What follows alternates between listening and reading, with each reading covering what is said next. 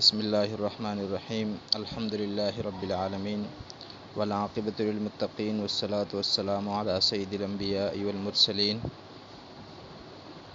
آسان فقہ برائے خواتین کورس کے سلسلے میں آج سبق نمبر 43 کے ساتھ آپ کی خدمت میں حاضر ہیں۔ آج کے سبق میں ہم قربانی کے احکامات اور قربانی کے مسائل پڑھیں گے۔ قربانی ثواب کا کام ہے، حکم کے اعتبار سے یہ واجب ہے۔ احادیث مبارکہ میں اس کی بڑی فضیلت آئی ہے۔ چنانچہ نبی کریم صلی اللہ علیہ وسلم نے فرمایا، قربانی کے دنوں میں قربانی سے زیادہ کوئی چیز اور کوئی عمل اللہ تعالیٰ کو پسند نہیں ہے۔ ان دنوں میں یہ نیک کام تمام کے تمام نیکیوں سے بڑھ کر ہے، اور قربانی کرتے وقت خون کا جو قطرہ زمین پر گرتا ہے تو زمین تک پہنچنے سے پہلے ہی اللہ تعالیٰ کے ہاں قبول ہو جاتا ہے۔ لہذا خوب خوشی سے اور خوب دل کھول کر قربانی کر لیا کرو۔ اسی طرح ایک روایت میں آپ علیہ الصلاۃ والسلام نے فرمایا، قربانی کے بدن پر جتنے بال ہوتے ہیں، ہر بال کے بدلے میں ایک ایک نیکی لکھی جاتی ہے۔ یہ تو قربانی کی فضیلت ہے۔ قربانی کے مسائل کی جہاں تک بات ہے تو سب سے پہلا مسئلہ یہ ہے کہ قربانی کا حکم کیا ہے۔ ویسے تو اس مسئلے کے اندر علماء کا اختلاف ہے، لیکن جو راجح قول ہے اور جس پر ہمارے ہاں فتویٰ بھی ہے وہ یہ ہے کہ قربانی واجب ہے۔ اب یہ قربانی کس پر واجب ہے؟ تو اس کا حکم یہ ہے کہ جس شخص پر صدقہ فطر واجب ہے، اس پر بقرعید کے دنوں میں قربانی کرنا بھی واجب ہے۔ اور اگر اتنا مال نہ ہو جس کی وجہ سے صدقہ فطر واجب ہوتا ہے تو پھر ایسے شخص کے اوپر قربانی بھی واجب نہیں ہے، لیکن پھر بھی اگر کوئی شخص قربانی کرے تو ثواب ضرور ملتا ہے۔ پھر صدقہ فطر کی طرح قربانی صرف اپنی طرف سے کرنا واجب ہے، اولاد کی طرف سے واجب نہیں ہے، بلکہ اگر نابالغ اولاد مالدار بھی ہو تب بھی والدین پر اس کی طرف سے قربانی کرنا واجب نہیں ہے۔ نہ والدین اپنے مال میں سے کریں گے اور نہ اس بچے کے مال میں سے کریں گے۔ اگر کسی نے نابالغ اولاد کی طرف سے قربانی کر دی تو نفل ہو گئی ہے، لیکن اپنے ہی مال سے کریں، بچے کے مال میں سے ہرگز کرنے کی اجازت نہیں ہے۔ اسی طرح قربانی کے لیے ایک شرط یہ بھی ہے کہ قربانی کرنے والا مقیم ہو، لہذا مسافر پر قربانی واجب نہیں ہے۔ اگر کوئی شخص 10ویں، 11ویں اور 12ویں ذی الحج کو سفر میں تھا، پھر 12ویں تاریخ کو سورج غروب ہونے سے پہلے اپنے گھر پر پہنچ گیا یا 15 دن کہیں ٹھہرنے کی نیت کر لی تو اب قربانی کرنا واجب ہو گیا۔ اسی طرح اگر پہلے یہ مالدار نہیں تھا، پھر 12ویں تاریخ یعنی ذی الحج کی 12ویں تاریخ کو، جس کو ہمارے ہاں بقرعید کا تیسرا دن کہا جاتا ہے، تو 12ویں تاریخ کو سورج غروب ہونے سے پہلے کہیں سے مال آ گیا تو قربانی کرنا اب واجب ہے، کیونکہ قربانی واجب ہونے کے لیے مال کے اوپر سال کا گزرنا ضروری نہیں ہوتا، وہ صرف زکوٰۃ کے لیے شرط ہے۔ ذی الحج کی 10ویں تاریخ سے لے کر 12ویں تاریخ کی شام تک یہ قربانی کا وقت ہے۔ جس دن چاہے قربانی کرے ان 3 دنوں میں سے، لیکن قربانی کا سب سے بہتر دن عید کا پہلا دن ہے، پھر 11ویں تاریخ افضل ہے اور پھر 12ویں تاریخ افضل ہے۔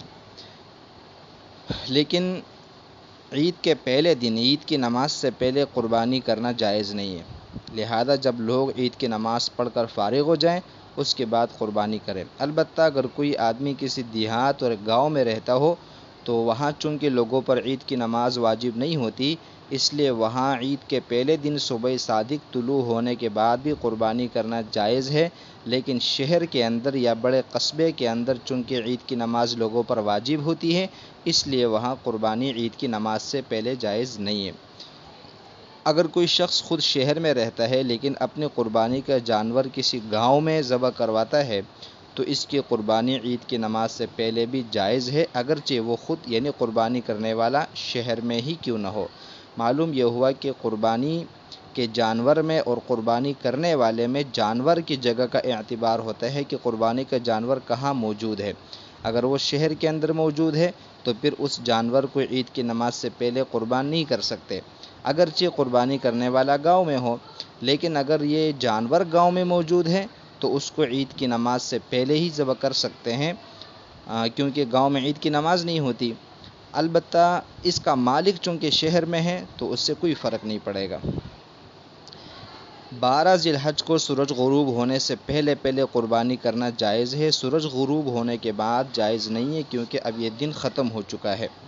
10ویں سے 12ویں تاریخ تک جب چاہے قربانی کرے، دن میں ہو یا رات میں ہو، لیکن رات کو ذبح کرنا بہتر نہیں ہے، اس لیے کہ ہو سکتا ہے کہ اندھیرے میں قربانی کرنے میں کوئی غلطی واقع ہو جائے، اس لیے بہتر یہ ہے کہ دن میں ہی قربانی کرے۔ پھر قربانی کے جانور کو خود اپنے ہاتھ سے ذبح کرنا بہتر ہے، لیکن اگر قربانی کرنے والا ذبح کرنے کا طریقہ نہیں جانتا تو کسی اور سے بھی ذبح کروا سکتا ہے، لیکن ذبح کے وقت وہاں جانور کے سامنے کھڑا ہونا بہتر ہے۔ عورت اگر پردے کی وجہ سے سامنے کھڑی نہیں ہو سکتی تو کوئی مضائقہ نہیں ہے، کوئی حرج نہیں ہے۔ اب اگلا مسئلہ یہ ہے کہ آیا کسی کی طرف سے بغیر اجازت کی قربانی کرنے کا کیا حکم ہے؟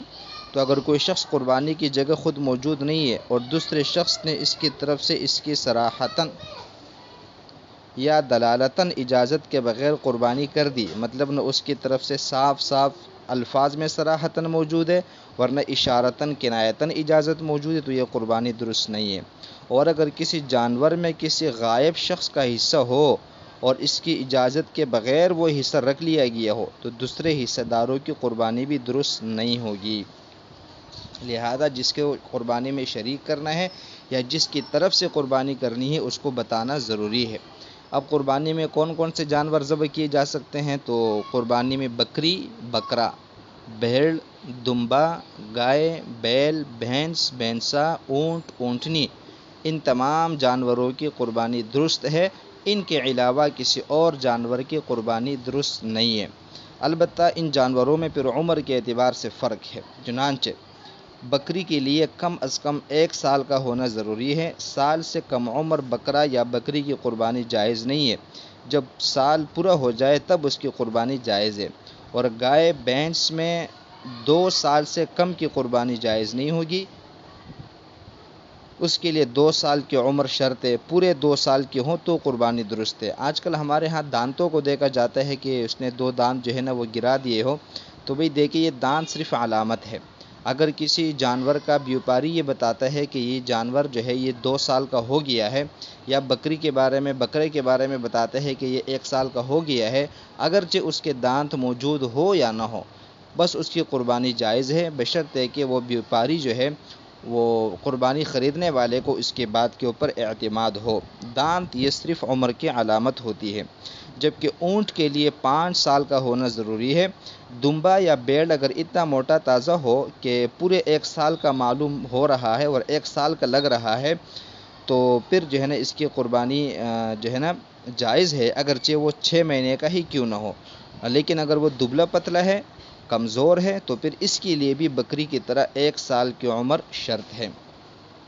پھر جو ان میں سے چھوٹے جانور ہے، بکرا، بکری، دمبا ہے، بیڑ ہے، یہ صرف ایک شخص کی طرف سے قربان کیے جا سکتے ہیں، لیکن جو بڑے جانور ہے جیسے گائے ہیں، بیل ہے، بھینس ہے، بھینسا ہے، اونٹ ہے، اونٹنی ہے، اس میں زیادہ سے زیادہ 7 آدمی شریک ہو سکتے ہیں، 7 آدمیوں کی طرف سے وہ قربانی کی جا سکتی ہے۔ لیکن یہ 7 آدمی ایسے ہیں کہ ان میں سے ہر ایک آدمی کا حصہ 7واں حصہ ہونا چاہیے۔ مثال کے طور پر اگر ایک جانور کی قیمت 1,40,000 روپے ہیں، 7 آدمی اس کی قربانی کرتے ہیں تو ہر آدمی 20,000 روپے ہی جمع کرائے گا۔ اگر کسی ساتھی نے 25,000 جمع کرا دیے اور کسی ساتھی نے 15,000 جمع کرائے ہوئے ہیں تو چونکہ 15 والے کا جو حصہ ہے وہ 140 میں سے 7ویں حصے سے کم ہے، لہذا کسی کی بھی قربانی نہیں ہوگی۔ اسی طرح قربانی کی تمام شرکاء کی آمدنی کا حلال ہونا اور صرف ثواب کی نیت کرنا بھی شرط ہے۔ اگر ایک ساتھی کی نیت گوشت کی ہے، ثواب کی نیت نہیں ہے، یا کسی ساتھی کی آمدنی حرام یا مشکوک ہے تو تمام شرکاء کی قربانی ضائع ہو جاتی ہے۔